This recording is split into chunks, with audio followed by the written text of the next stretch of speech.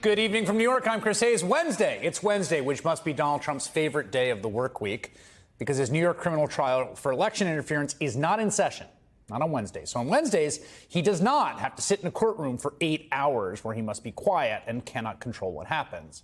And on Wednesdays, he does not have to listen as his lawyers and the judge read into the record the various nasty things that people say about him out in the real world.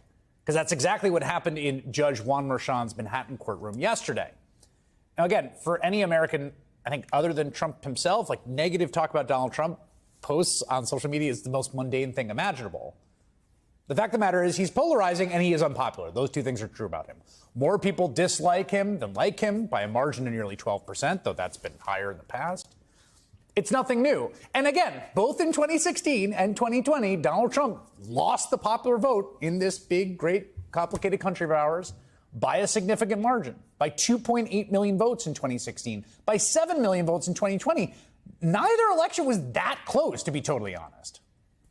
In off-year elections, Trump has displayed what Vanity Fair calls losing touch, with Trump-endorsed candidate after candidate going down. But because of that one victory in 2016, enabled by the anti-democratic quirk of our electoral system, many people grew to believe, and this narrative persists, that there's some small set of elites that dislike Donald Trump, but the real folks love him. And that perception just kind of exploded in a place where the realest of real people congregate. Where else can you find a cross-section of everyone registered to vote, holding a driver's license or paying income tax in a particular region than in a jury room in a courthouse? This week in Manhattan criminal court, hundreds of real people reported for jury duty, as is their constitutional civic privilege and duty, where many of them were considered for the very first trial of an ex-president. A bunch of them told the court up front, there's no way I could serve on this jury. There's no way I could be impartial about this man. Others who made it through the initial rounds of questioning, who said, I think I can do it, I think I'd be impartial, then had their social media posts about the former president read aloud into the official record as they and Trump sat and listened. It went something like a late-night Jimmy Kimmel mean tweets skit. Here are just a few examples taken straight from the court transcript. Quote, "Good news, Trump lost his court battle and his unlawful travel ban. Get him out and lock him up. Watch out for stupid tweets by DJT." The posts also included memes, like one described by Trump's lawyer Todd Blanche, quote, as a picture of President Obama and President Trump, and it says, "I don't think this is what they meant by orange is the new black." Another juror, Blanche, posted a 1 minute and 30-second AI-generated video titled, "I'm dumb as F, Trump 2024. Of course, there were some people in the jury pool who appeared to support Donald Trump, too, like the man who told the judge that he, quote, would love to serve for New York and one of our great presidents. Couldn't. He's got a job he's got to go to.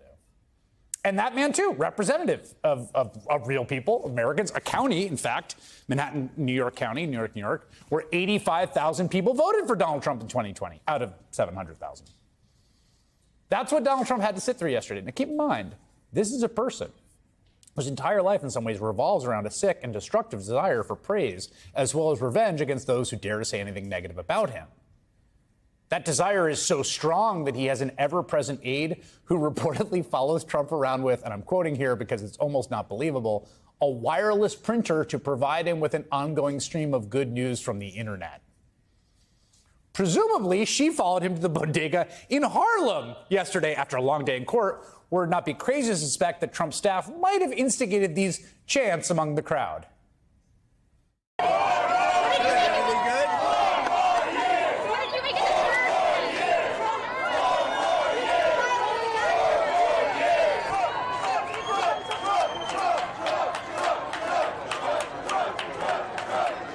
Yes, Harlem Bodega is infamous for the spontaneous Trump crowds that break out into 4 more year chants. Trump's fragile ego was further on display today in a social media rant against Jimmy Kimmel, who slighted him at the Oscars last month after Trump attacked him. Remember, he did that thing mid-performance, and according to Trump, quote, stupid Kimmel still hasn't recovered from his horrendous performance, especially when he showed he suffered from TDS, commonly known as Trump derangement syndrome.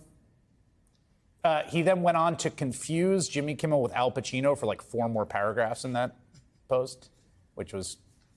Now, anyone will tell you, and I'll be the first to admit, of course, Manhattan is not exactly representative of all America. But again, It's also home to like well over a billion real actual people, real American citizens, and all of our diversity and complexity. And people who do not like Donald Trump are every bit as American as those who do. In fact, and again, obvious point but understated, they are the majority, as the first few days of the first ever criminal trial of a former president has reminded us. Hey everyone, MSNBC has a new and improved app. You'll get real-time alerts and analysis, live blogs, in-depth essays, video highlights, and the best 2024 election coverage. Download the new MSNBC app. Here's how to do it. You tap on the App Store on your phone. You hit search on the bottom right corner. You type in MSNBC. You click on the MSNBC app. You click on Get or the cloud icon and enjoy it.